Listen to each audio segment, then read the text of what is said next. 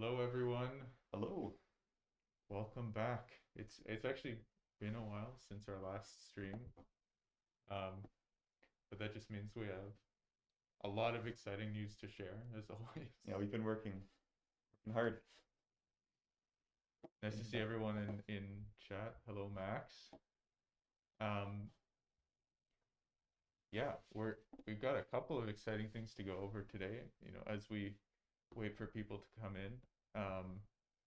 But we'll be talking about the launch of the Prusa Mini beta, Quinly beta program, and we'll also be talking more about the QuinlyVision um, failure detection software that we're planning to launch in the new year. So we'll be going over um, both those things. We'll be talking through the Kickstarter, we'll be talking through standalone QuinlyVision, and then at the very end, we'll also be talking about how people who are already users of Quinly will also be able to access QuinlyVision. Yeah, and there's some cool stuff that we'll talk about things that we've done throughout this year, how far we've grown, and yeah, just to give you an idea of sort of where we started and where we are now, having done Quinly for just about 1 year now, so Yeah, just over a year just now. over a year, yeah. Cool. Nice to see you, Jeremy. Good evening. Good evening. Um, yeah, it has been quite a while since our last public stream. I think it's been 4 weeks. So It's been a while, yeah. gonna be interesting. I And the mean, last one was on Sean's 3D print right. channel. So it wasn't even on our channel. Yeah, Okay. So it's nice to see everyone again after all this time. Um, Kevin's back. Ooh, busy time of year. Yeah, I'm sure everyone is busy. yeah. Um, Oh, how's our mic volume, by the way? Is it I think in the it's chat? Let us know if we need to adjust it up or down. yes, please. Um, but looks like we got a bunch of people here, so why don't we just get right into it? Um, so yeah, what should we start with? Let's just talk about what we've done over 2021.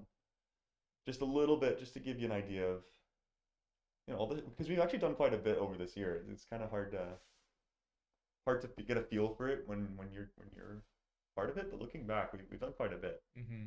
So where did we start? What was our first Quinly? What was our first Ender 3 Quinly. Ender Yeah. 3 Quinly? So those started delivering in like December and January of this year.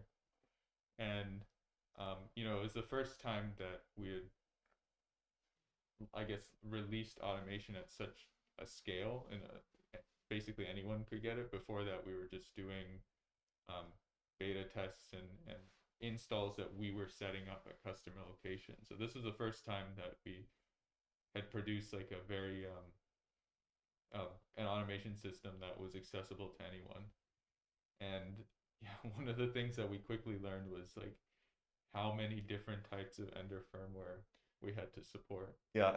So Ender 3 was the most popular printer, but also the most difficult to support just because of all the different firmwares and different configurations and slight differences between one and the other, even though they were the same.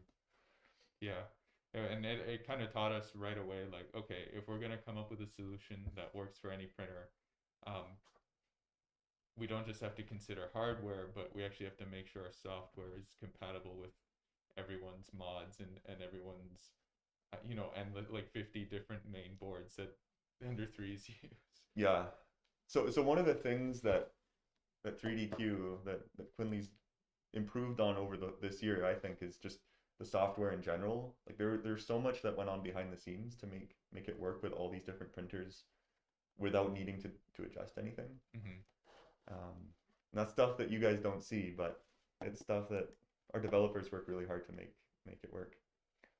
Yeah, the fact that you don't have to configure anything once you plug it in is actually like it's easy not to notice, but it takes a lot of work, and that's where all these beta tests that we started doing have come in um really important. So I guess moving on, we after the Ender 3 kit, we did the kind of stripped down, print it yourself version of the Ender 3 kit. a few months later, and that was also followed by the Aquila kit, because one of our engineering interns had an Aquila printer, and we were just like, let's see how hard it is to support an adjacent brand. And Yeah, all the hardware fits it. yeah, So let's see if the software does too. yeah, and there were almost no changes we had to do, which was awesome. But then we started looking at other printers like the Prusa, which was kind of a completely different beast from the Ender 3. The Ender 3 is definitely made to be like the bare minimum printer, and that's why it's so inexpensive. Whereas the Prusa, they've spent a lot of time working on hardware sensors and software tools that make the printer very, very reliable.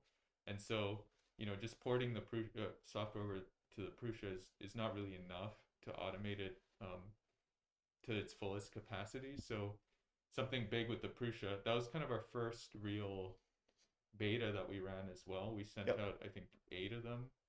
But the big thing with the Prusa was that how do we get Quinly automation to hook into all of these tools and features that it has to make the printer run even more reliably? So some examples of that being Prusa has its filament out, uh, but it's also got a whole bunch of tools that for the operator that let you like auto calibrate it. So it's got like z-axis alignment. Um, it's got auto leveling, of course, and then it has a whole bunch of fault detection built in. So hooking into all of those things for the Prusa was definitely took the Quinly automation like a step up from what we had to do for the Ender. It was a much more complicated project for sure. Yeah, so about halfway through the year is when we got into Prusa. Um, and then things kind of started accelerating a little bit. So after the first two printers, Ender and Prusa, Aquila's basically Ender, we got into our next round of beta testing. And for this one, we went for 4 printers at the same time. So 4 lines of printers. So we went for the CR10, CR10S, Pro, Sidewinder, and the CR6 SE.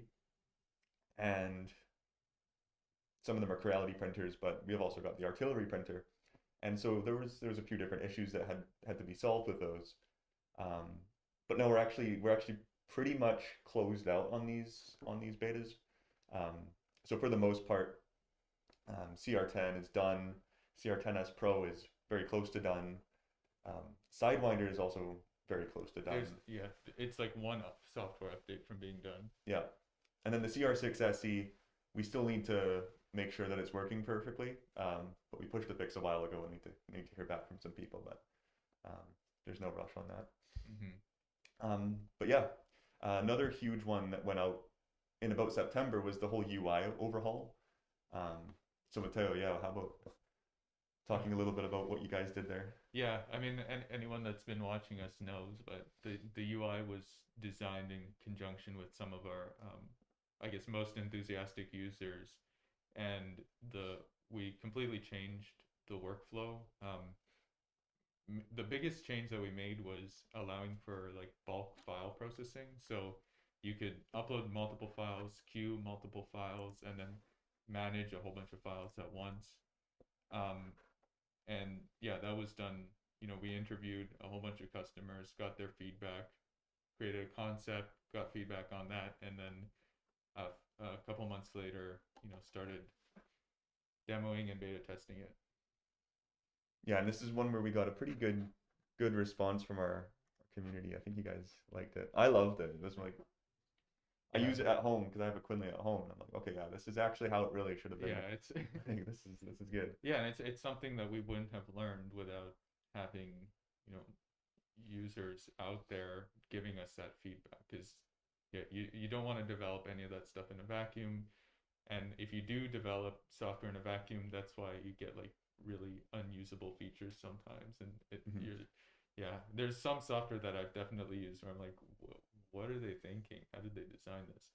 But if it's, being designed by 20 or 30 people all giving their feedback um, for how they want to use it, then, it becomes much more usable for everyone. Yeah, cool. So moving into 2022. there's some cool things that we're going to start doing. Um, so one of the interesting stats at the end of this year is Quinly has printed over 250,000 parts. So of all the Quinlys we've sold, including the ones we use in our house, like in-house, um, over 250,000 parts have been 3D printed using automation. So that's pretty cool. Yeah, and I think we estimate that we actually hit that milestone in October. Yeah. So So it's a conservative yeah, estimate. it's 'Cause, it should be more now, but yeah, yeah. no one's counting, but we're very, yeah. But that's a pretty cool stat. Like that's actually now, that's in the realm of real manufacturing. And Yeah. keep in mind that most of our users have not had Quinly for the full year. Most people have only had it for a couple months. So, Yeah. That's right. So we have you know, some OG members in the chat probably that have had Quinly since January, but yeah, most people got us, yeah, closer to yeah, June, July, right. maybe even recently in our new round of betas. Um, yeah, and so also looking forward to 2022. We've started actually working and talking with OEMs when we design new Quinlys. So that is a very cool and very interesting development, I think, for you guys is, you know, us working directly with the hardware manufacturers to make sure that Quinly meets, um, the way they envision their printer would be operating, but also to make sure to take advantage of all the features that they've built into their machines. Um, yeah, so stay tuned, I guess, for a bigger announcement on that coming up in the new year. And then something really cool to cap off the year is we're over this last month or so, we're working with a uh, a customer to build the world's biggest automated Prusa farm, and it's not running on the Core XY Prusas, it's running on Mark III's, but it's going to be 40 printers, and they're planning, or they'll be able to produce 300,000 parts per year on that system. So it's like, It's yeah, Quinly. it's That's Quinly, yeah, and it's not demo parts, it's real parts that they'll be producing, like parts that get sold and used, not parts that are proof of concept beta demo parts. So like real production on automated Prusas. And yeah, I think that's when we can release more about that, I think it's going to be really, really interesting. mm-hmm. Yeah, that's exciting. Hmm. Um, yeah, and actually, speaking of that, there are going to be a couple more farms coming in 2022. So it is going to be interesting, as these people are scaling up to see what kind of um, software features they require and what kind of operational insights they have. Like, for example, something that I learned somewhat recently was with really big 3D printer farms, you know, manually operated, they just assume that about 30% of their printers are not going to be working at any given time. So it's kind of interesting, like, to see how that will start changing as more and more people automate. Um, but yeah, is there anything else in this recap? Well, I guess it's the end of the recap. Um, that was a pretty good year, hey? Like, what Yeah. is that? Like 6 printers, actually 7. We forgot to talk about Ultimaker entirely. Oh yeah. So there's Ultimaker. Right, Ultimaker. Um, so Ultimaker, yeah, we're still beta testing Ultimaker. That's such a yeah, that is a very complicated printer to automate. Yeah. But that's still going.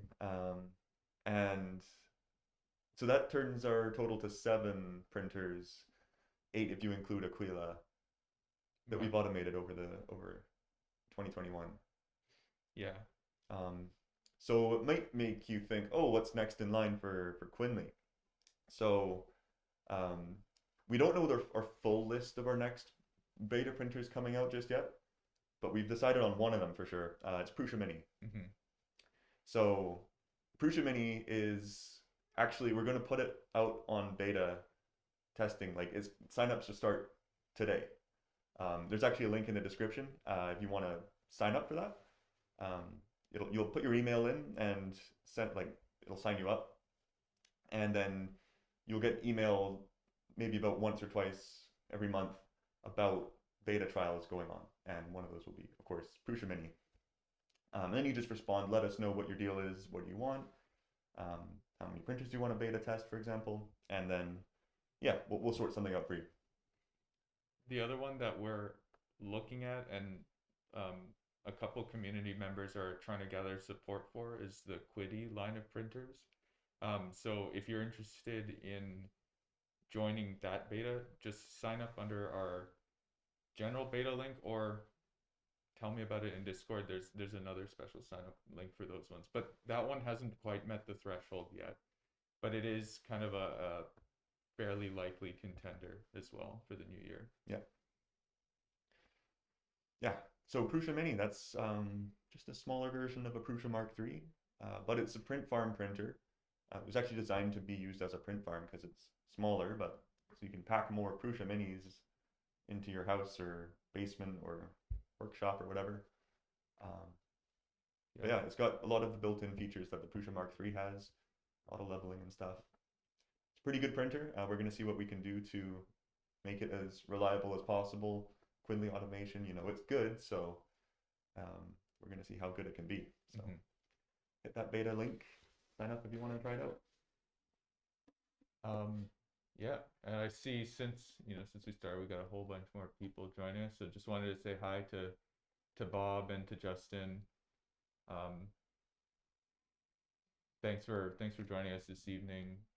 Yeah, let us know if you have any questions. But I think with the announcement of the Prusa Mini beta, we're just about ready to start talking about what's next for QuinlyVision.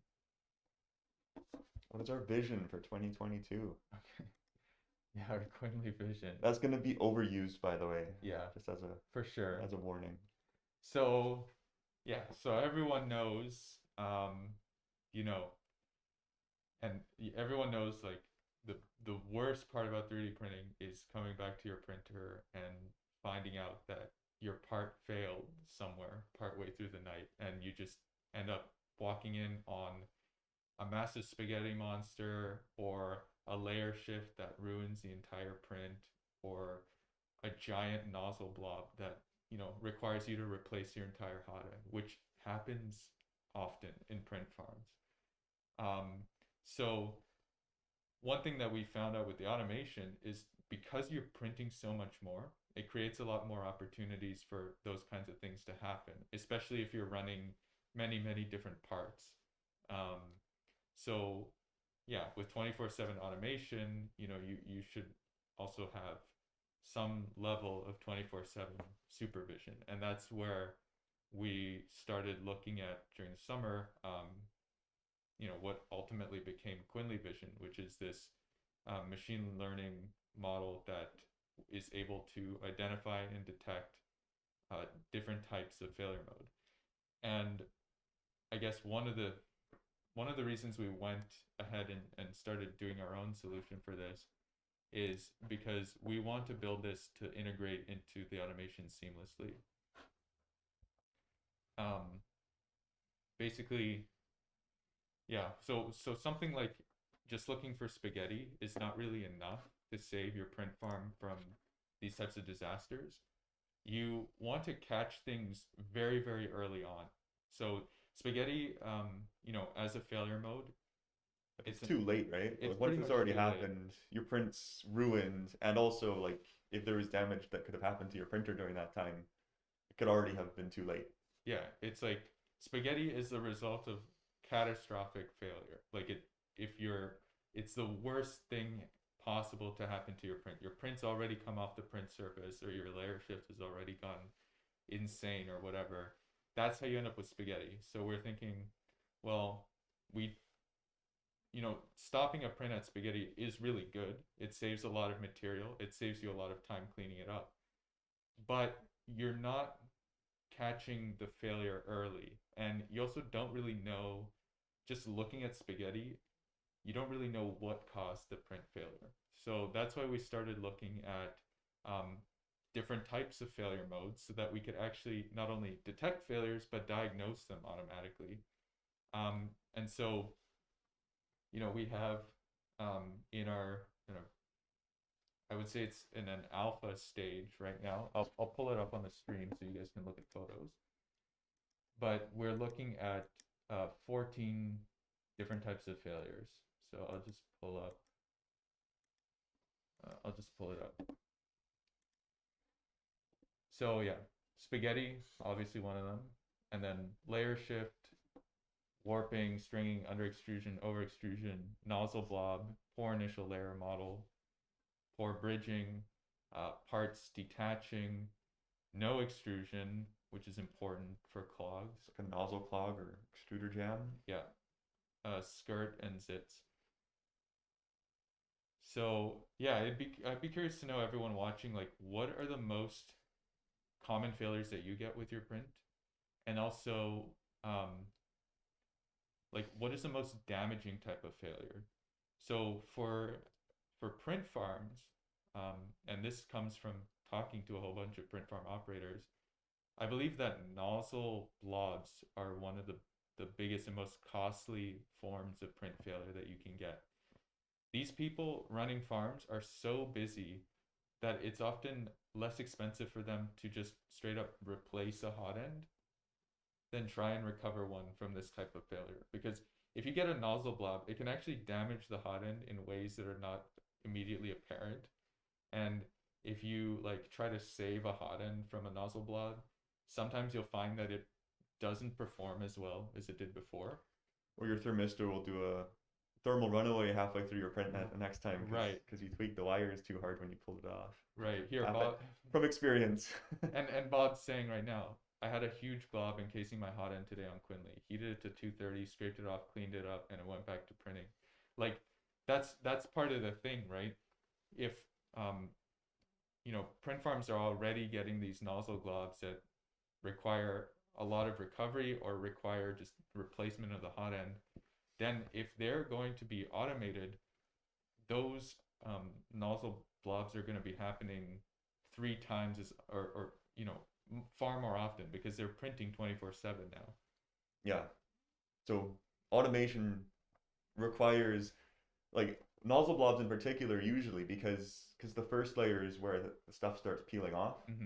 And if you have a manual printer, you're watching that happen every time because you're right there. It's your first layer. You're spending like 30 minutes staring, making sure that first layer goes down nice. Yeah. Well, when I started print, I usually go like on a manual printer back in the old days. I'd start the print, check on it a couple times, and then after it got like past a few first couple layers, I'd be like, all right, let's let it go and do its thing. But yeah, like having a nozzle blob with a Quinly it can be worse because you don't see it happen. You're not watching every first layer. So this is why I'm thinking nozzle blob is my personal most. This is going to make a big difference in the future. And actually, you'll notice out of these 14 types of failures, there are a bunch of them that have to do with the first layer. So there's not just nozzle blob, but there's detach, which looks for like partial detachment of the first layer. There is skirt, which checks that your skirt is not moving around, interfering with your first layer. And there's also model, which is like detecting whether or not the model itself has come off from the printer. So all of those things eventually like contribute to preempting something like a nozzle blob. And you'll see in one of the example images that when a nozzle blob does happen, it actually catches it so early that you could just yoink it off the nozzle. It doesn't start encasing the hot end. It's like a nozzle pebble. Yeah, nozzle yeah, nozzle pebble.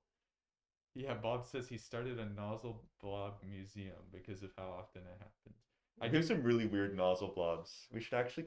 There's a good one I have on my laptop. I shipped one to Kevin once. Oh yeah, you did. Because he wanted our giant nozzle blob. But yeah, it is kind of, it's very expensive. Like, even if it's 30 minutes of your time to fix it, that's not cheap, because it's 30 minutes of your time. It's all the time that the printer was not actually printing, and then it's the printer's not printing obviously while you're fixing it, and then you have to test it after you fixed it. And in some cases where a nozzle blob causes damage to the actual hot end, then it could be like very slowly costing you in terms of worse quality parts or less reliable performance. So preempting that type of failure and all the other failures we have listed here um, is kind of the key idea behind QuinlyVision. And what we're going to be talking about today is QuinlyVision it's going to also be a standalone thing where you can get it and apply it to any printer you're running. It doesn't have to be fully automated. It could be a manual printer as well, because the benefits, they extend to all types of printing, not just automated printing. Although they become a lot better when you have automated printing. Yeah, The two work really well together. as with everything, yeah. With automated printing, you get automated responses too. Mm-hmm. So, yeah, so that's kind of where QuinlyVision came from and what we're planning to do with it. And so there are a whole bunch of different failure modes, and we're also going to be kind of segmenting the failure modes to address different kind of issues with your printer. So there's going to be three, I guess, sections of failure, which are a bunch of different detection systems working together. One is going to be like Print Saver, which looks for defects in the print, things like layer shifts, things like warping. It's going to basically look at the quality of the print and inform you if something is not going well. There's also just straight up spaghetti, which is something really bad has happened. Stop the printer. Yeah, it just looks for the spaghetti. Yeah, and then there's we have a Nozzle Saver. That's the third one. That's the one I like. It's Nozzle Saver with the nozzle blob detection, because nozzle blobs don't look like spaghetti. Sometimes they have a little bit of spaghetti, but a lot of the time they're just like a hard clump of plastic that comes and just keeps getting dragged blobs out around your nozzle. Yeah. And so that's actually like you detect that in a different way than you would spaghetti. So it's kind of like a different algorithm that looks for that specifically. And actually with Nozzle Saver, it looks for nozzle blob, but it also looks for no extrusion. So if you have a nozzle clog, for example, that is included in our Nozzle Saver category. Yeah. So like anything that could cause damage to your hot end or damage to your extruder, that's kind of what is going under the Nozzle Saver, I guess, package of features. So yeah, so we're going to talk about first the standalone software, which can be used on any printer. And then we'll be talking about the software that Quinly users get as well. So one thing that we had been mentioning for a long time is that Quinly users will get access to all of these features, as part of Quinly. And we'll talk more specifically about that. But right now we're going to be talking about QuinlyVision. It's going to be its standalone thing, and you can hook it up to any 3D printer, automated or not. The nice thing about it is it's not going to be brand specific, so you can hook up this system to literally any printer you want it to be looking at. You can hook it up to your 2012 RepRap wood and scrap metal printer. Yeah, it'll still work. So here, yeah. So Rich is saying he's seriously considering he's considering switching to an entirely different hot end because repairing because the repairs take so long. So that's like the extent that people are going to right now. If they can't catch failures, if they're not watching their printer 24/7 and they can't catch failures, it makes sense to consider spending money on a completely new system that just minimizes that repair time. Yeah, well, because your time is money as a print farm. Right. If you're trying to make money from 3D printing, every hour you spend, cleaning up a hot end that's got nozzle blob or something. But what we're saying here is, with a machine vision system like QuinlyVision, you shouldn't even be having to do repair and maintenance. It should be catching that before it gets so bad that you have to have a system for swapping out nozzles, right? Yeah, exactly. So yeah, QuinlyVision, the idea behind it is to save you more time, so you don't have to do as much maintenance on your printers. Yeah. Every time your print fails, you're just gonna have to pull off a few strings or pull a nozzle pebble off, rather than a whole engulfed hot end, for example. Yeah, yeah, exactly, Rich. Exactly right there. And yeah, and we'll talk about that at the end. I think like where the whole project is going, because if these are small, easy to fix things, we could even start looking and considering, automated recovery and automated Yeah. maintenance. So that's a whole other thing that we'll talk about. But so, um, yeah, let's go back and talk about our plan with the QuinlyVision project. So we're planning to launch this as a Kickstarter next year. And the reason we're doing it as a Kickstarter is it's basically for a system like this to work, you need a lot of people in and willing to support it. Um, because as with everything in regards to 3D printing and knowledge sharing, you kind of need a whole community supporting a project for it to be successful. And the really cool thing about automation and now QuinlyVision is that it relies on the wisdom of the crowd. It relies on the feedback and the input of dozens or even hundreds of people. Yeah, well, for QuinlyVision, it's literally feedback and input for hundreds of people, so that we can um, make sure that the detection is effective and make sure that responses to certain failures are effective and jive with what print operators think is right. Um, and like this is not a new concept to us here at 3DQ. It's what we did with our UI. We sampled and got feedback from over 30 people on the design. We run beta tests for every new model of printer we do, and now with QuinlyVision, because this is such a massive project, um, we're going to need to consult and talk to many community members about, how different failures need to be classified and what kind of responses are appropriate for those failures. One really big thing we see with this is it's not just detection, it's diagnosis as well. So something that requires a lot of community knowledge is going to be when the machine vision model detects these certain symptoms, what are the underlying causes that we can suggest to you to fix those symptoms? And yeah, so that's one of the like really big community aspects of this project. Yeah, well, that's something I'm excited about because I see a lot of people have trouble finding out what went wrong with their prints online. And that's like tons of Facebook groups or Reddit groups or Discord groups spend so much effort and time trying to figure out, okay, what happened to this print? Why did it fail? What's the problem? If we can automate that, that would be just a huge step up for the whole 3D printing community.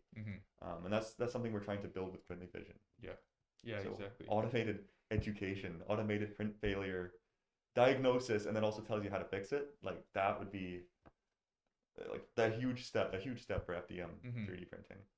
And so yeah, maybe we should answer some of the questions in chat that have come up. Yeah. So Chris is asking, are there any standouts and hot ends that are working well with continuous printing? So I think what we've seen with Quinly is not so much the hot end hardware itself, but understanding how your slicing affects the reliability of your part. So we use V6 style hot ends on our system, and a lot of people that use Quinly use something similar, but honestly, there's probably 2 or 3 dozen different hot ends that our users are running just fine. It's more about understanding like how to slice your models so that it works reliably, because it is very much, garbage in, garbage out, right? So with and then tying it into QuinlyVision, if you have a system that's able to detect when things are going wrong and what things are going wrong, then you can actually have a system that tells you, what kind of slicing settings you should be changing, or what could be an issue with your hardware or your machine. Yeah. So a lot of problems aren't really from the hot end itself, it's actually just from the slicing. Um, like you can get a stock Ender 3 hot end to work with Quinly, if you know what you're doing on your slicer. So Rich asks, what will the notification process be for impending failures when they're detected? We'll talk about that more specifically when we get into like what the initial version of the product and the beta and the Kickstarter is going to look like. But essentially, you'll get notifications as soon as it happens, and then there's a potential to integrate with things like Quinly and things like Octoprint, to actually stop your print, or maybe even, go as far as running macros to save your print. Yeah. So there's a few levels we have planned that we'll talk about. And then Yando, thanks for joining us.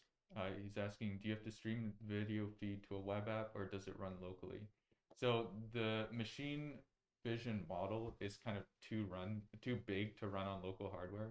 So it's going to run on a server, and basically your local hardware will be monitoring. It will have some level of detection built in, but then, in order to classify everything accurately, it will kind of ping a server out there and actually give you like a very robust, nice classification of what's going wrong.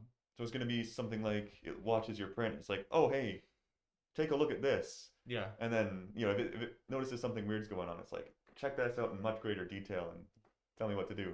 So, but that does bring up a cool feature, and why don't we get actually into what we're planning for the Kickstarter tiers, because I'd really like to hear everyone's feedback on this.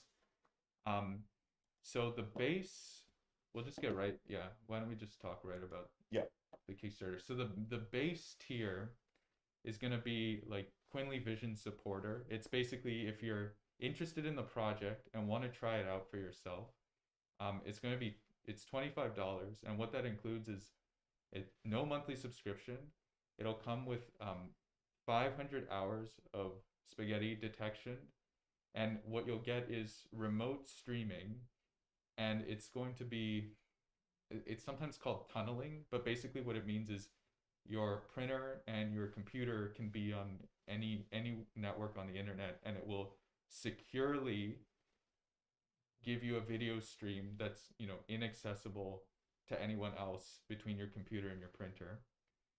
So it's basically like a remote monitoring solution, but it's also got detection built in, and it will also give you email alerts as soon as anything is detected to go wrong. So that's kind of baseline. I just want to try this out. You get a ton of detection hours actually, because we do want to get your feedback, and this is like the first tier of pledge to the Kickstarter. So if you just want to try it out, you get plenty of time to try it out, 500 hours, and you'll also you'll get like the remote streaming, remote viewing, and everything. Yeah, and so it's a Kickstarter, right? So you're not paying money, you're pledging money. So when the Kickstarter when it gets funded, then that's when the money goes through. So just to clear that up. Yeah, they're pledges, they're not purchases. Just checking out for chat questions here. Yeah. Let's see. So, have you thought of a way to automatically adjust the G code for printer repair failure and then restart the print? Yes. So that is ultimately where we want to go with this project. So, we're starting the Kickstarter to basically build a community of supporters next year, and then we actually expect that most of these, this will be a rolling beta. This is very, very new technology. I mean, you can see, right, our alpha test is able to detect things, but there's still a lot of work that needs to be done, and this is where the community aspect of it comes in. So I was asking, is there a way to automatically adjust and repair G code? And that's where we want to gather community feedback, because if you've ever gone to an online support forum for 3D printing, you'll know that if you post an error, you'll get 100 different opinions on how to fix that error. Oh yeah. And so if we're building a system that's supposed to fix this error for you, we better be gathering hundreds of opinions from people to understand what the best fix is. Yeah. So like if your print turned into spaghetti, it's kind of hard to tell if it's just a pile of spaghetti, but maybe you have an idea. You can check out what went wrong. And so what QuinlyVision could do is say like, hey, what would you change? Yeah. Right. And then we can learn how like what to suggest in the future if we see something fail in the same way. Yeah, so that there's that level of gathering feedback, and then there's also actually going to be consultation with supporters of this project and just saying like, hey, here's something we're seeing is happening a lot to people who are printing. Let's come up with, the best way to try and recover from this or to try and prevent this. Yeah. And eventually that's going to grow into things like G code analysis and even STL analysis is possible to make sure that when people are putting prints in, preempting it so much that like the the software will be able to warn them before you even start printing that there are some things you might want to look at. Yeah, something like, hey, might want to turn on supports for that one. Yeah. Yeah, exactly. Like, I am not noted. There's so many unsupported areas in your G code. Like I've seen based off of everyone's feedback, 80-degree overhang with no support. It's yeah. probably not going to work. So you might want to look at that. But yeah, so to answer your question, that's where we want to go, and this is going to be like a very long-term project in the sense that, out of the box with the Kickstarter, you'll get the detection, and as we build our community more and more, we'll be able to incorporate that feedback and start building this automated suite of tools. And the really cool thing is like this is a very, very realistic thing to do. Like it's not some like how would I say it, some insane thing that's going to like take 20 years to work on. It's not like sci-fi, right? I mean, it feels like sci-fi. It is sci. It's just science. Yeah, but it's Science actually reality. like you have to yeah, you'll have to like you basically just have to organize information. It is a complicated project and it needs a lot of support, but it's not impossible to do this type of analysis. Firmware settings, that's a great one, Al. Actually, firmware settings, checking the machine itself. Um, so 25 tier is it machine specific or can you use the license on any machine? One active instance, active machine type agnostic. So for the trial tier 25, it's going to be on one machine, but you're not limited to which machine it is, if that makes sense. It is agnostic to the type of machine you're using. You just can't have more than one machine running at the same time, and we'll talk about this. It's essentially just one webcam feed. Yeah, that right. you can get. Perfect. Yeah. So okay, we've spent quite a long time on the lowest pledge. Now, the more interesting, that's like if you're interested in just supporting the project and trying it out. Then the second pledge is the sample platter pledge. And so now this one opens you beyond just simple failure detection, but you'll actually get spaghetti detection. Just spaghetti is just spaghetti. The first tier. Yeah. You'll get access to all of the different types of detection. Yeah. So you'll get hours. You know how we were mentioning there's different categories. There's the spaghetti, and then there's part, and then there's nozzle, and then there's machine. So with the $50 support pledge, you'll be able to test all of these, and be able to you'll get basically an allowance of hours for all of these. Same thing, you'll get email notifications to start. You'll get remote streaming. You'll get like secure remote streaming, and you'll also get what is it? Oh, you get your Discord supporter badge. So if you're in a Discord, we'll give you a badge based on the pledge tier. Starting at tier 2. Yeah. So if you want to sample out the actual like real QuinlyVision, that's in tier 2. In tier 1, it's spaghetti. It's like only. If you want to connect it, if tier 1 is if you want to compare directly to Spaghetti Detective, and then tier 2 is if you actually want to try out everything that QuinlyVision has to offer. And again, it's machine agnostic. You can hook up a single live stream to any printer that you want to try out. Yeah. We should also say that so every pledge tier includes the stuff in the tier before it. Yeah. Unless it's a direct upgrade from it. Like some of the some of the Discord badges you get just keep on getting cooler and cooler. But so every tier includes the stuff in the tier before it. Hmm. Um, so we So should go up to the third tier then. yeah, so the third level pledge is now like if you really want to get involved, um, the $80 pledge is the uh, beta access pledge. Yeah, So if you want to have access to, you know, you'll get again, you'll get an allotment of hours for all the different failure detection types, but you'll also get unlimited beta access to anything we have in development. So what this means is whenever we're working on a new feature, if you're in the beta access tier, you'll get unlimited use of that feature. So if we for the beta period. So if we're working on like a new type of detection and you're in this tier, you'll be able to try and use this type of detection until the beta is over, basically. So that's kind of yeah. If you really want to support and get involved with the actual development of this, that's kind of the tier to do it at. yeah. You get to try our new features early, Yeah. which is really cool. Some of them, we don't even know. Sometimes there's failure modes that we haven't thought of yet, or maybe, we want to include but haven't gotten enough data yet. So yeah, there's a good bit of room to grow there. Mm-hmm. So shall we go on to fourth tier? Yeah.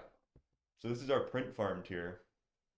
Um, and the big thing with the print farm tier is, of course, you get everything before. So beta access, you get hours of all three different failure categories, but you get unlimited printers. Mm-hmm. So you can connect as many webcam feeds as you want into the software. And that's going to go for 220 for the pledge amount.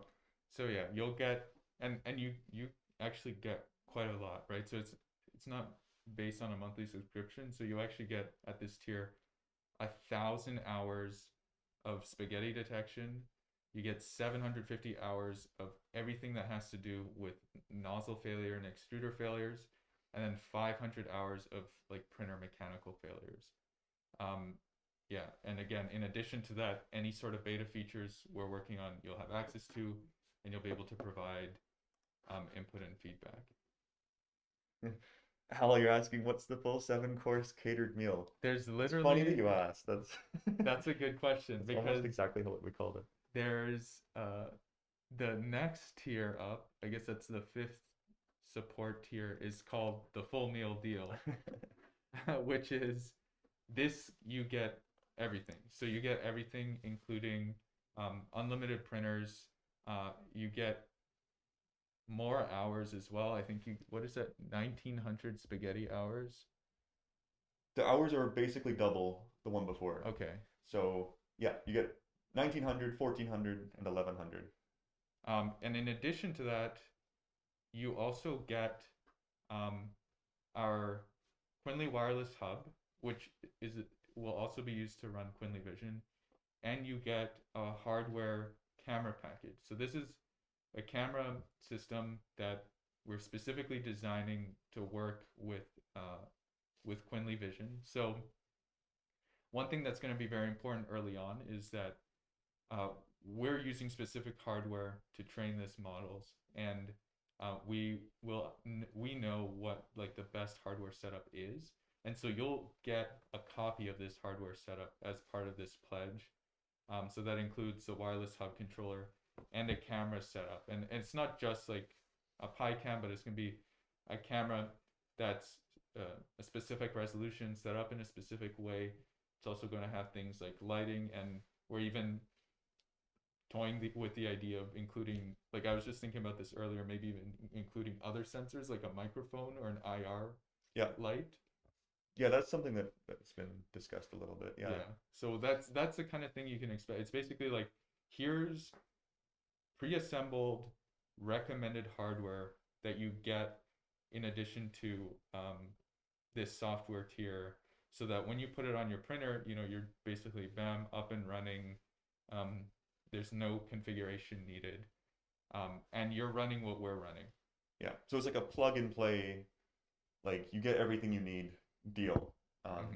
And actually, so it's worth mentioning that tier 5 is the first tier that is actually a hardware tier. We actually ship you stuff. Mm-hmm. So tiers 1, 2, 3, 4 are software only, so it's a download. Yeah. So the software only tiers, you will you'll like have your own Raspberry Pi or other single board computer that's connected to your printer, and you'll have to provide your own camera. Whereas with this one, the full meal deal tier, uh, you'll get everything you need. And we should also say that the camera kit and the wireless hub will be available as To add-ons. anyone, yeah. Yeah, so anyone can get them. It's Right. just that you might already have your own camera or your own hub or Your own, Raspberry Pi. yeah, So yeah, we didn't feel the need to include it for everyone. yeah. So the tier 5 will be $500. I don't think we mentioned that yet. And that includes, yeah, the hardware and twice the amount of hours as the one before. And a really cool Kickstarter badge. What is this one? Kickstarter VIP supporter. Yeah. So just to answer a couple questions that have come up. Yando, can you maybe specify what you mean? Is the ML model based on anything? It's based off of hundreds of thousands of observations of 3D print failures. That's our alpha model, and it's only gonna get more. Oh, should we show them? robust There's a from there. time lapse that we did of a whole bunch of print fails. Oh, sure, yeah. Let's see. That one? Yeah. Yeah, we can do this in the background Sure. for a little bit. This is just like a really small sample of all the images that we captured. Yeah, this is like, I don't even know how small, like this is probably only 100 out of the 250,000 images that we have so far. Yeah. How are the hours determined? Does a detection equal 1 hour? Is it a running hour with or without detection? So we're still kind of working that part out. What we're planning to do is kind of have it based on monitoring. So if you have a risky print that you want to switch the detection on for, like you would turn on the types of detections that you need. So like for things like nozzle clogs and failures, that is, less common. So you generally wouldn't be using those as much. And you can basically pick and choose what you want to be working at any given time. And again, Yeah. this is for the standalone software. We're going to talk about the Quinly version of this in a second. Yeah, so for standalone, for example, if you have a print with a complicated first layer and you're like, okay, maybe it's going to do a nozzle blob. Mm-hmm. I want to turn on Nozzle Saver so that it watches, the first layer go down really well. But maybe it's like a really small footprint, so you're not worried about warping or layer shifts or anything like that. So you don't need to turn on your printer saver. Mm-hmm. And so those will be like adjustable. Yeah. Another way you can use it is, if you're around during the day and you're there to watch your printer, you can have it switched off. If you want to do a print overnight, you switch on the ones that you need overnight and have it running that way. Yeah. And I guess another thing you're probably wondering is like, if your printer isn't printing, is it still using the hours? And the answer is no. If it's just sitting there idle, it's not going to use hours. Yeah, so that's one of the really cool things that's kind of developed into this. Even if it's not connected to Octoprint or Quinly, we're able to see whether the printer is working or not. So it'll be pretty accurate in measuring, the time. It's not like, I think Spaghetti Detective measures when G code is running. So it's going to include like heat up and cool down. I'm not 100% sure that this is the case, but I believe it includes heat up and cool down time. Whereas with ours, it's when the printer is running. So motion is occurring.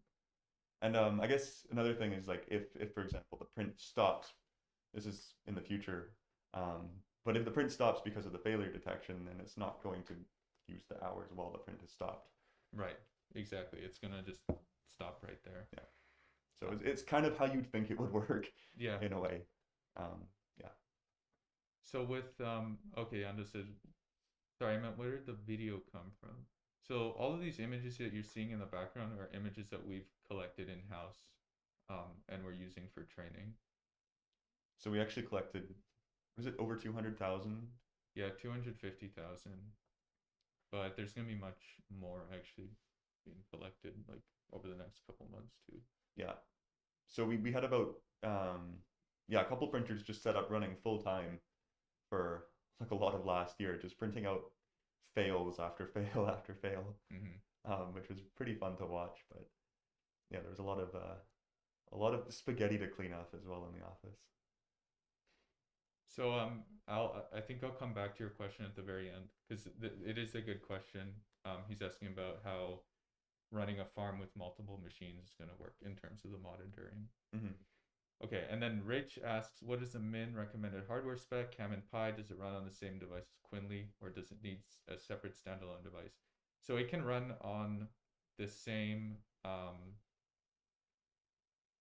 it'll run on the same kind of, it can run on the same device as Quinly, or we'll talk about this later, even Octoprint. Um, and the only thing is you'll need to attach a camera to it if you don't already have one. And right now we're testing with a Pi 3 equivalent hardware, Yeah. roughly. But we'll be posting the minimum specs like when the whole campaign page is up.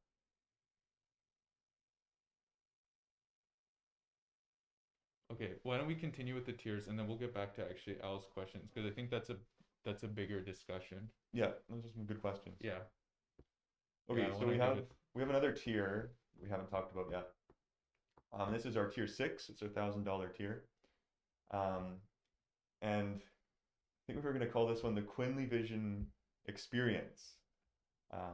And so this actually includes everything in the 500 tier. You get a lot more hours. But the big one here is you actually get a Quinly kit of your choice, of the ones that we're going to list on the Kickstarter, which is pretty much every Quinly that we've come up with so far, and is not in beta. So that'll be like the Prusa, Ender, Sidewinder, CR6, CR10, CR10S Pro, Aquila. I'm not missing any? Yeah, so you get one of your Quinlys of your choice from that list, and you also get the hub, you get the camera, and you get 2,500 hours, 2,300 hours, 2,200 hours. So like all of those different failure like modes. So literally 1,000 prints worth of credits. Yeah, like go check your printer right now, see how many hours it's tracked. Probably hasn't tracked that many hours. 7,500 hours. Like a whole year of printing. How much is that? 8,000 hours? Something like that? You get a lot of hours with $1,000 here. Yeah. Like a whole year of printing, essentially. Basically, yeah. Full time, 24/7. And you get, what does you get? You get the QuinlyVision. Steph wants to call it the Grand Poobah. And I was like, I don't know what that means, but that's your Kickstarter or your Discord badge, Grand Poobah. So that's a cool name, Steph. I had to Google it as soon as she told me, but it sounds pretty cool. Oh, I see what Yando's asking. Okay, why don't we say the last tier? And now this is like, if you're really excited about this project and really, really want to support development, this is kind of like the leaving a legacy. Like, you know, people put their names on different buildings in different universities. Yeah. We thought it'd be a fun idea to, at the highest pledge tier, so it's going to be very limited, but at $2,500, you'll actually be able to name a specific type of failure. So if you want to call like spaghetti, you know, ramen detection instead of spaghetti detection, you can give it a name, and then your name will also be shown next to whenever that failure is detected. So you basically get to adopt the failure, which sounds really dark and sad, but it's adopt kind of funny. A failure. That's good. Yeah. And then in addition to that, again, you get any Quinly kit of your choice. You get the hardware, the wireless hub, the camera, and then you get, is that 7,500 hours of each failure category. So that's a lot of printing. Unlimited printers as well. So that's like, yeah. Yeah, if any of you go for that tier, you're really cool. Yeah. You get to adopt a failure. You get to have your name permanently inscribed next to a print failure. Yeah. Okay, cool. So anything else we should discuss in regards to this Kickstarter? We had the idea. You want to talk about these? The stretch goals. Yeah. Okay. So this will, yeah, actually, so this is somewhere we want your feedback on. Because obviously, depending on how much support the Kickstarter receives, we can kind of include more and more features as more and more support is available. So we're planning a pretty the actual Kickstarter goal itself is going to be 7,500 US. Um, and then we plan on having a lot of, because that's like, enough to get the base product out there. But we plan on having a lot of stretch goals that give new features to everyone that supports the project um, as those goals are met. So the first one is at 15,000, which would be very easy to hit, is actually creating a G-code streamer or some kind of link that can actually that can pause and stop your print automatically. With just the detection and the notice, you'll have to manually stop your print. But with this pause stop feature, you'll be able to plug it into your printer and actually have the printer stop immediately automatically when a failure is detected. And then at 30,000, everyone will get 100 extra hours of spaghetti detection. At 45, we'll do 100 extra hours of nozzle extruder type detection. Our Nozzle Saver package. Yeah, the Nozzle Saver. And then was it 60? 60K. Yeah. That'll be, everyone will get 100 extra printer saver hours. So at 60K, everyone basically gets 100 extra hours for every single type of failure. And then if we get to 100, what we plan on doing is developing an API so that we can integrate with third-party software, so things like Octoprint and other types of print managers. And so that's like a very big feature that we really want to be able to hit, because I think making this usable just outside of Quinly is going to be really important. And then we kind of have some more fun goals. So at 150K, we'll do a whole dark mode Yes. UI. My favorite. So everyone will get dark mode. It just, yeah, like developing a whole separate UI is expensive, but it's kind of a good, fun thing to have, I guess. I think every engineer would appreciate it. So I see why you're baiting people with that, Steve. I don't care about anything else. I just want the dark mode. I think I might pledge that much just to get dark mode myself. Cool. Yeah. I'm happy with that. And then beyond that, some of the things that we're thinking about is building in like a print history time lapse in the standalone software. So when you do get failures, or if you just want to see time lapses of every single print in your history, you'll be able to do that. And they can also be like annotated, especially if something bad occurs, so that you can actually watch the print and see, where it occurred instead of just seeing an image of where it occurred. You can see what QuinlyVision saw. Yeah. That's pretty cool.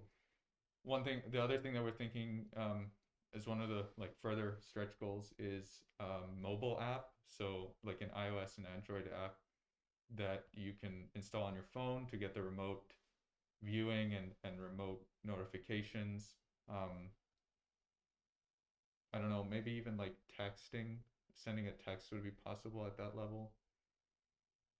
And then something that, if we receive a massive amount of support, that we're going to start putting resources towards is a G-code and STL file checker. So not only will it detect failures when they happen, it'll also detect potential failures in the way you've sliced your file or the way you've modeled your print. Yeah, I think that would be a really cool project to get into. Because I can think of a few ways that like I could check G-code to see if it's gonna fail. Like, yeah. So, okay, let's get to Al's question. So running a farm with multiple machines, I'm unsure about that mode of operation. How do I determine if a specific model will fail? Well, you don't know, and that's kind of the point of having this system running to make sure that models don't fail. You might be able to say, whether a model or not is risky. Like if you printed something 1,000 times, you don't have to turn it on, but it's recommended to have constant monitoring. Or something like if you're going to sleep and you did a one or two test prints and you're like, okay, I need to actually loop this overnight. It'd be Mm-hmm. good to have the detection on so that if anything does go wrong on your new G code, it won't just loop and create a pile of spaghetti overnight. So I would greatly prefer to have QuinlyVision acting as a cop, hiding in the bushes to catch speeders, always there, always watching, but only when acting when we need it. Yeah, so that's maybe we didn't explain it correctly, but that's exactly how it will work. Like if you're not printing, it's not going to be active. But if you are printing, it's going to be doing constant analysis on those prints, which uses resources. So it will be active during the time that it's printing and during the time that failures are occurring, for example. Kevin says, "There goes Jack." And I'm assuming he means that we're probably going to name one of their failure modes after Jack. Jack. Yeah. Probably. I mean, I think that'd be hilarious. Um, and then there was a good question from Yando who says, is it frame by frame or does the model have memory? So that is a very, very, very good question. Um, the model is not going to be frame by frame. And I think that's where we get a lot of additional accuracy. The model is going to, without getting into too much insane detail, it will be looking at the past for context, and it's also going to be looking at multiple images at once to basically create additional information when it does its analysis. So it's kind of like, actually, if I show you these examples, you'll see that the images that we're using are extremely low resolution. They're only 480p.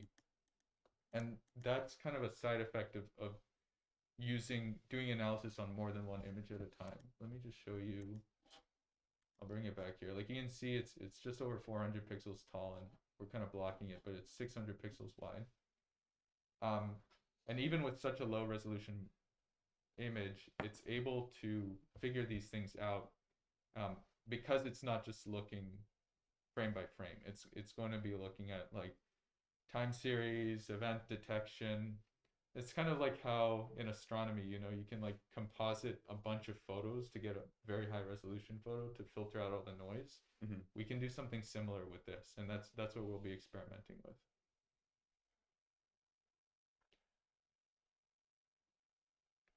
Some good questions from you, Al. So Al is saying, yeah, I don't need QuinlyVision for the initial prints of a model. I need it to watch over the farm. So that's what we mean. Like you can switch it off when you don't need it, so you can like force it off.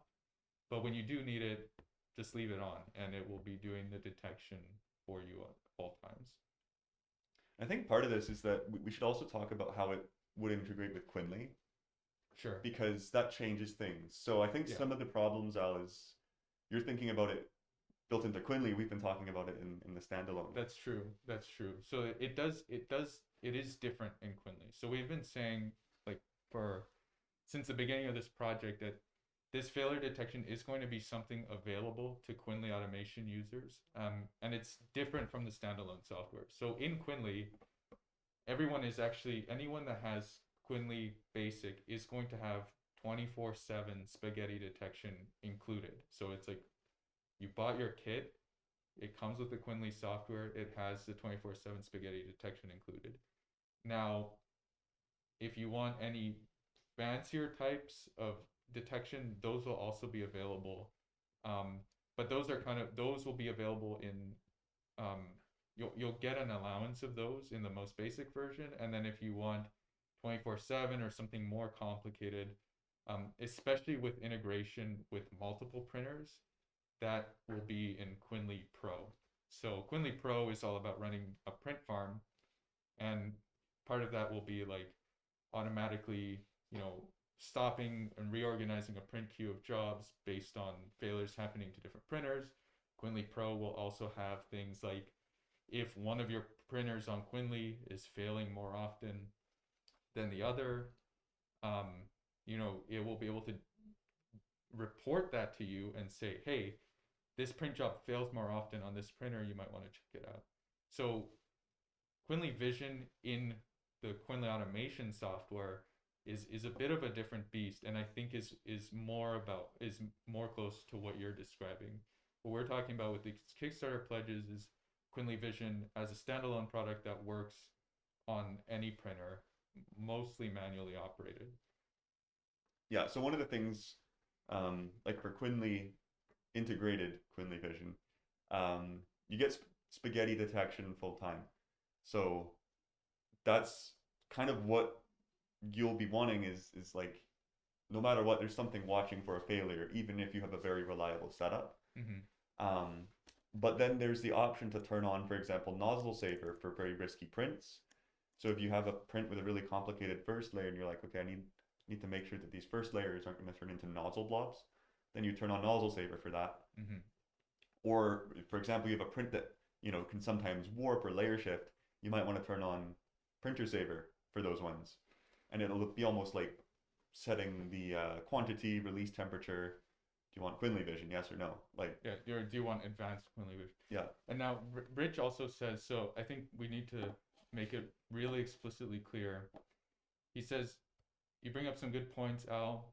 I mean, sometimes I forget to change filament in my filament manager. I can only imagine having to switch on and off features. So like I said, the features will always be on.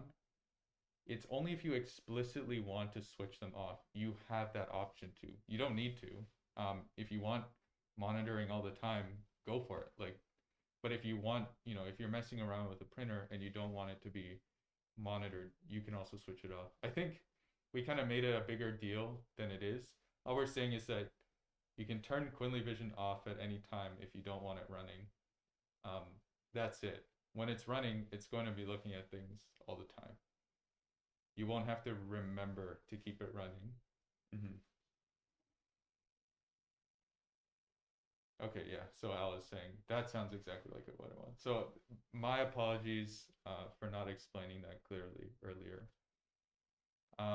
Yeah, I'm just saying back to our more complicated detection system than just frame by frame detection. He says, I was going to say, is there anything stopping someone from running one frame per layer to save hours?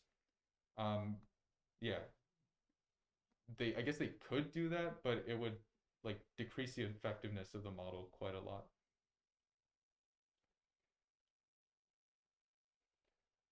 More questions. More questions. So with Quinlys and QV, I have constant always on monitoring of those machines with failure detection with failure detection. Yes.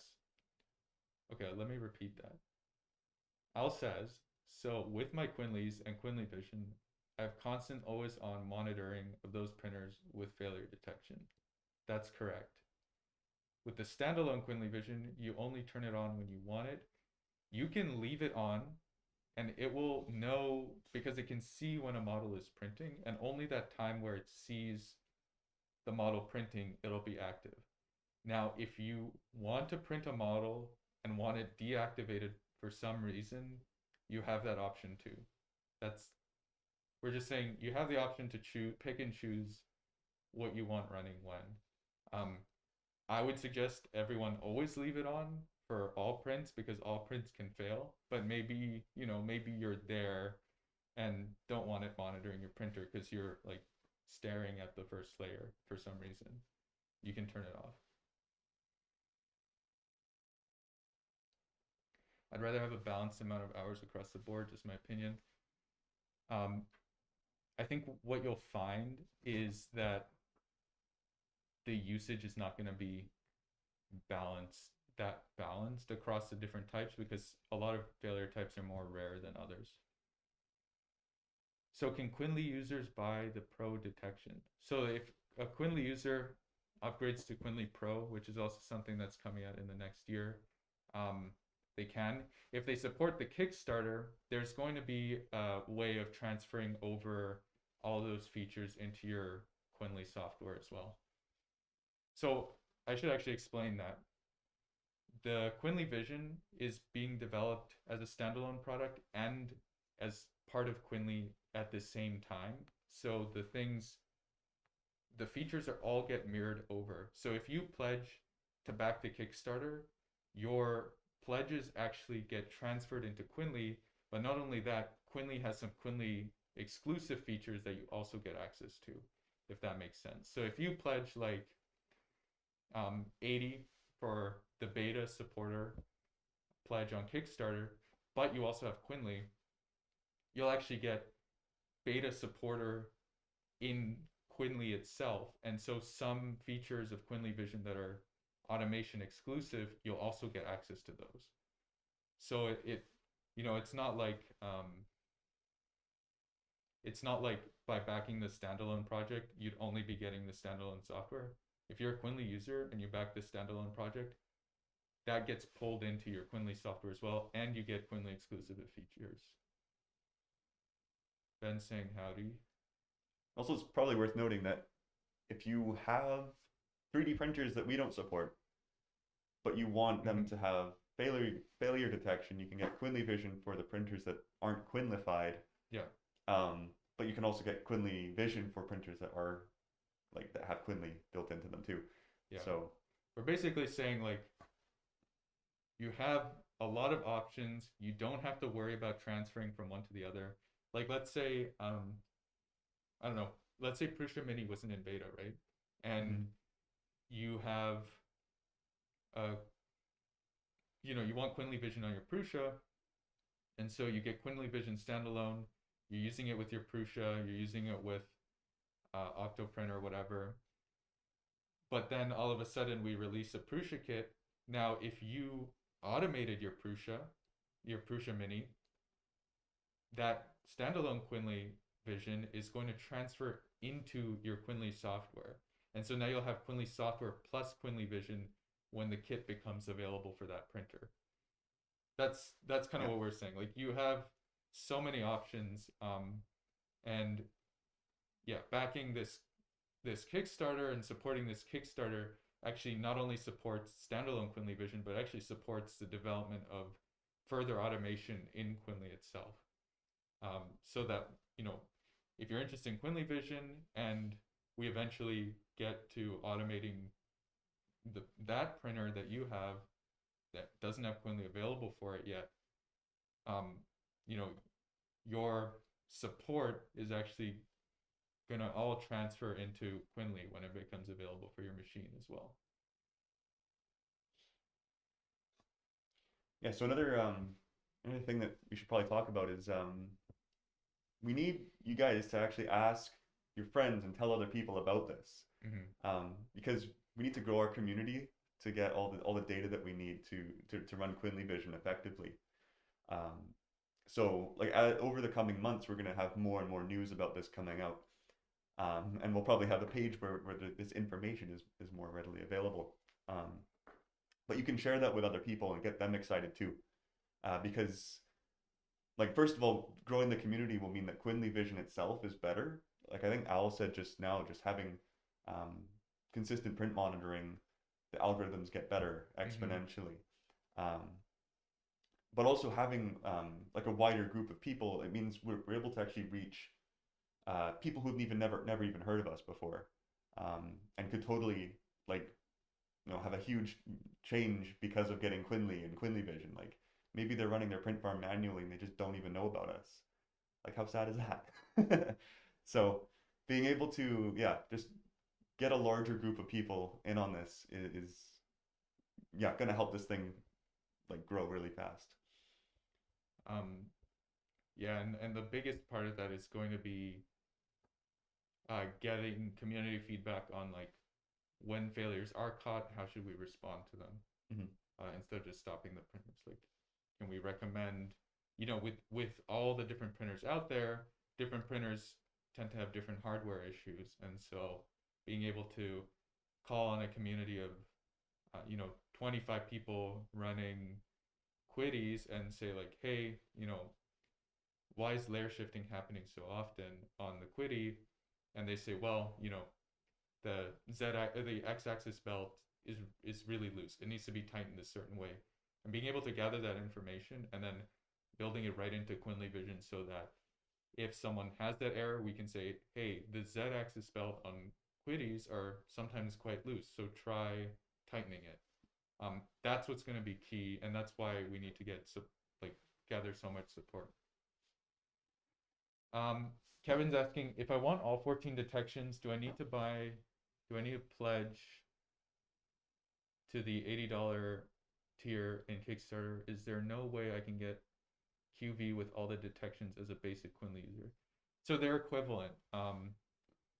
You, I think you actually will get all 14 as a basic Quinly user, but the thing is that in order for us to implement it into Quinly at all, like this project has to be backed.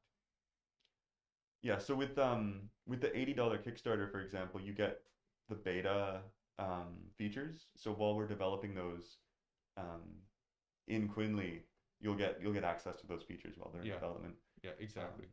so for example, for the $50 Kickstarter, you get like a trial of the various failure modes that we're implementing that aren't just spaghetti.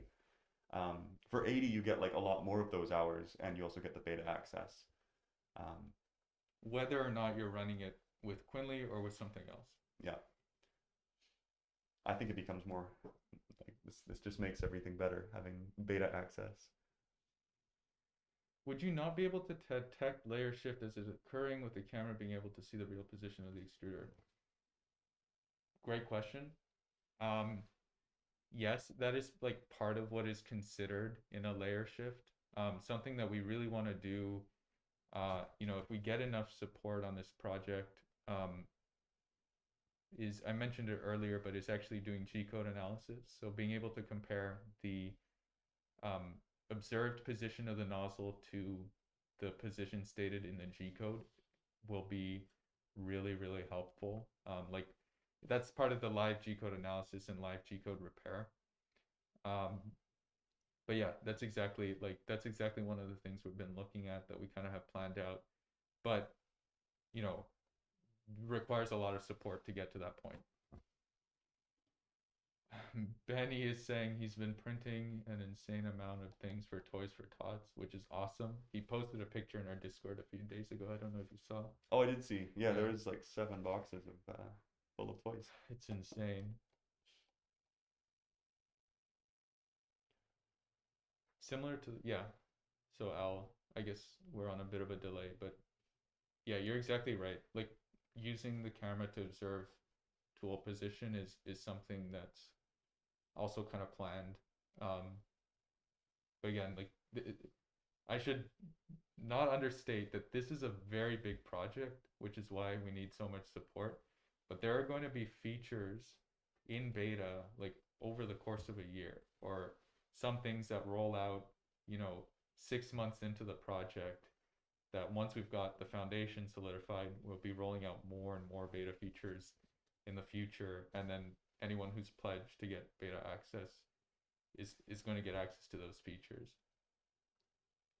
But yeah, that's like a whole separate component of this project. Like QuinlyVision is more than just detection. It's detection, cataloging, diagnosis, gathering feedback from the community for hundreds of different printers and different printer configurations, understanding how different materials behave and fail, then going into things like G-code analysis, going into things like event detection. Like it's a huge project. What you'll get initially is a much, much better version of what we have now, which is detecting and stopping failures. But we really want to push this with the support of everyone. We want to push this into something that will help, run your printer for you and help fix your printer for you. Yeah, it's a huge undertaking, but I think seeing as what everything we've been able to accomplish with Quinly this last year, I think it's very possible. And this has been kind of in the works in the back of our heads for quite a while. And we just have a very unique opportunity to do this because we already have the experience of building machine agnostic software, building machine agnostic hardware. I think we definitely have like the skills required to take on something like this, and the community as well. Like, I think our community, even though it's, fairly small, is one of the most engaged communities in terms of feedback and in terms of helping with development. So I think, yeah, with you guys, if we can continue that, if we can get way more people in, um, I don't think it's impossible. I actually think it's very achievable. Yeah, well, I'm pretty excited about QuinlyVision amplifying the power of Quinly and then working together, right? Like Hmm. the two separately are pretty good, but if the two are working together, then that's almost like, the sum is greater than Oh yeah. whatever. The You know what parts. I mean? The sum is greater than parts, Yeah, the whatever. sum is greater than the two parts. Yeah. And Quinly is already like, the printer is good, Quinly is good. They sum together to make something better than the two of them separately. Hmm. Plus QuinlyVision, that's like another multiplier on top of that. Um, yeah, it's a big undertaking, but like the possibilities for this being like extremely efficient and like really good Hmm. are like, there's a very high ceiling for that. Yeah, it's like this needs to be done to in order to make 3D printing scale and to make Hmm. it cost effective in the world of manufacturing. So it is, we've already taken some steps there, but automated QC, like if you look at any industrial process, there's some level of automated QC, whereas 3D printers are still almost entirely open loop, and it just doesn't make any sense. Hmm. You need to hire experts in order to run these machines effectively, or in order to prepare files for these machines. So as much of that as we can remove by drawing on the wisdom of our community, um, the more accessible printing becomes and the more scalable it becomes, and ultimately it becomes far lower cost as well. Um, yeah. So definitely, if you're interested, get people signed up on the link in the description, Hmm.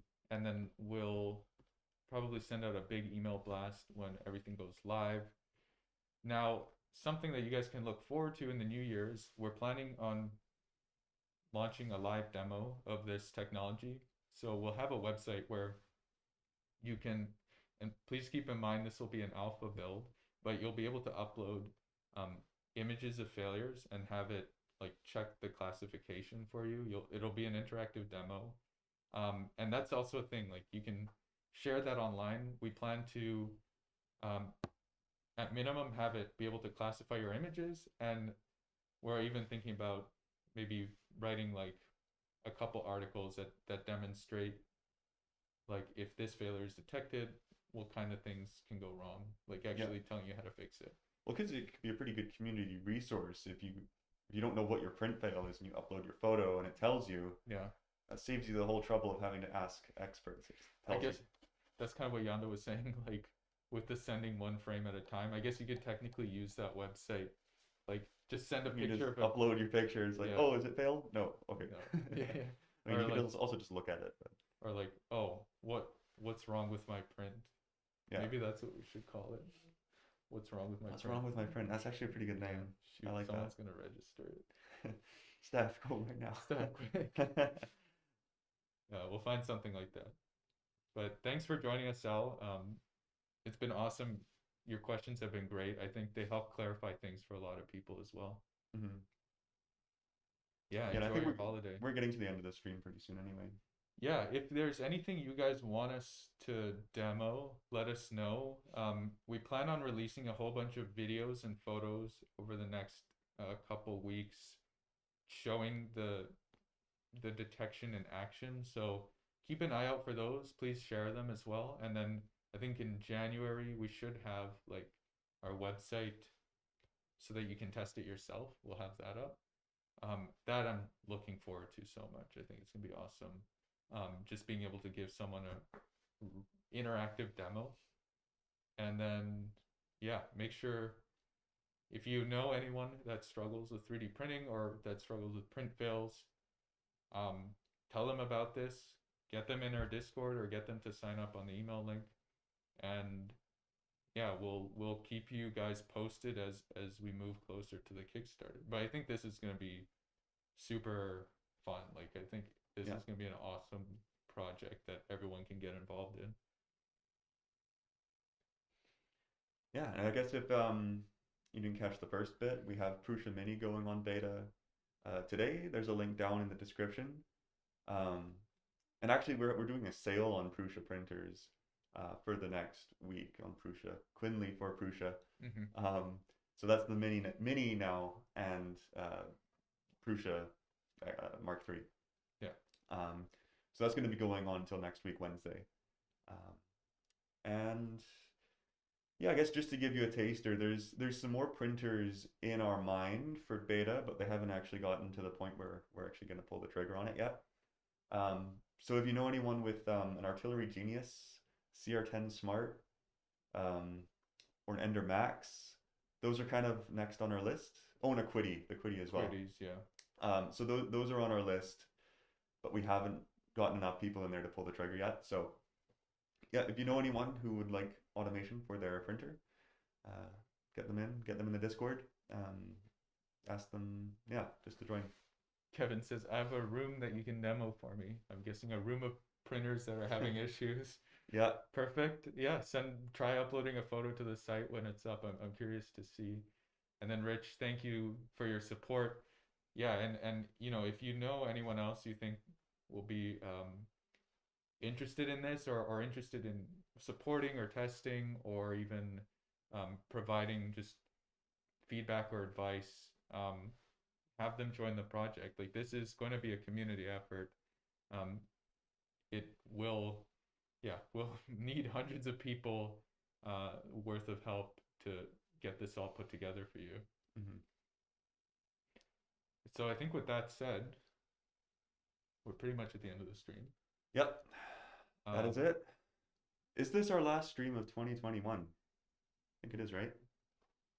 I don't know. I think some people are away next week, so probably. I think well, I'm away next week. Yeah, So I think we're probably I not think doing another stream for 2021. right. So yeah, we will still be posting stuff online, especially video demos of the machine vision. So Yeah.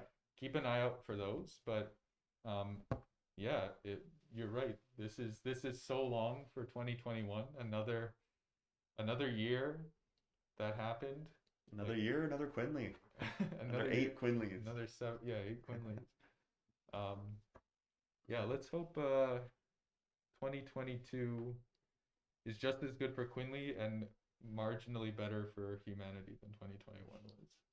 Yeah, even just a little bit better for Yeah, humanity, I'd be happy. I hope so. And yeah, I hope everyone oh, I see Kevin. But I hope everyone has good holidays and well-deserved break. And while everyone's off, Max and I are going to be putting together this website and yeah, Great times, yeah, yep. yeah. I hope you have a cup of hot chocolate or something while you're working on the code. That's the fun part. Yeah, That's my holiday. hot chocolate and code. Yeah. Well, Max will be doing the coding. I'll be doing I'll be writing him specs for the code. Yeah, yeah. All right. Well, it was nice to see everyone, and we'll see you all next year. But of course, we'll all be around in the Discord, and yeah, make sure to stay healthy during these holidays, and super excited for the new year. So stay tuned. Yeah.